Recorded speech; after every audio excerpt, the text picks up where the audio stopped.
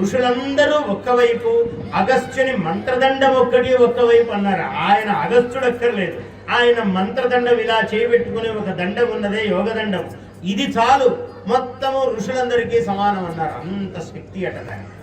ఎంత గొప్పది అంటే ఒక చిన్న ఉదాహరణ చెప్తాను. ఒకప్పుడు ఆయన నడిచి వెళుతుంటే ఆదిశేషుడు అని అంటున్నాడు, ఏమిటబ్బా ఏమి బరువు, ఇంత బరువు మోస్తున్నా అని కొంచెం విసుగు ప్రకటిస్తున్నాడు. ఏమి ఆదిశేష, బరువు మోయలేక ఉన్నావా, ఏమన్నా విశ్రాంతి కావాలా అన్నాడు. ఏమి పరాచికాలు కాకపోతే మహర్షి, నాకెవరు విశ్రాంతి ఇయ్యగలరు? ఈ మొత్తం లోకాలోకములలో అన్ని లోకముల బరువు నా 1000 పడగల మీద మోస్తూ ఉండవలసిందే కదా, నాకు విశ్రాంతి ఎవరు ఇయ్యగలుగుతారు అన్నాడు.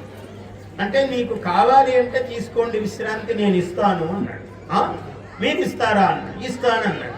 ఆయన యోగదండము ఆ బ్రహ్మదండాన్ని ఇట్లా పెట్టాడు. 14 భువనములను కొన్ని యుగాల పాటు మోసిందట ఆ మంత్రదండం.